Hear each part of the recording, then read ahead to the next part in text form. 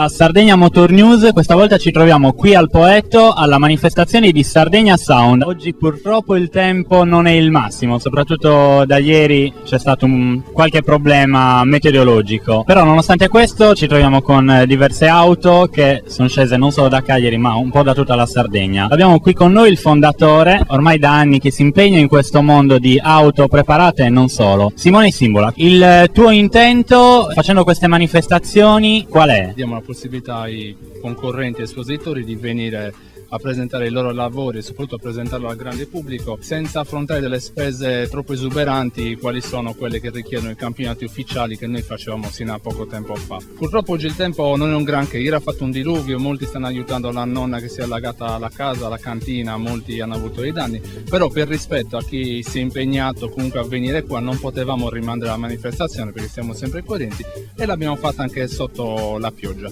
Grazie all'aiuto di un po' di tutti ci si viene incontro con le spese. La manifestazione non è il massimo ma la portiamo a termine, questo sì. State cercando di creare un nuovo ambiente, ovvero passare dalla manifestazione competitiva all'auto esposizione e lo spettacolo. Purtroppo qua in Sardegna ma anche in Italia o comunque nel mondo la competizione porta un po' di sporcizia. Essere troppo competitivi, pensare solo alla coppa più grande o a prevalere sugli altri ha portato un po' di malumore nel nostro mondo, quindi stiamo ricreando un sistema che creai io stesso tempo fa basato sulla competizione. Oggi lo ricreiamo sullo spirito solo di esibire i propri lavori, uno spirito sano dove ci si ritrova ogni tanto, una domenica ogni tanto, 2 o 3 all'anno, dove si passa una domenica diversa, non si cerca di contenere le spese senza pagare i grandi giudici che spesso non hanno questa competenza, che decantano anche se hanno simboletti Ago o Aghi, adesso non ricordo, e la facciamo così tra noi con animazione, con delle persone competenti. Spesso invitiamo esperti audiofili di fama mondiale che chi meglio di loro può dare dei giudizi su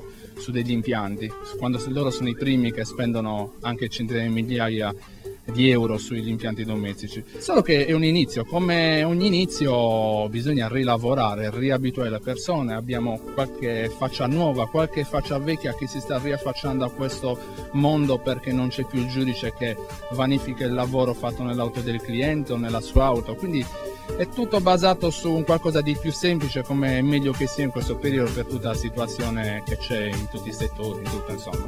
Un saluto, a presto.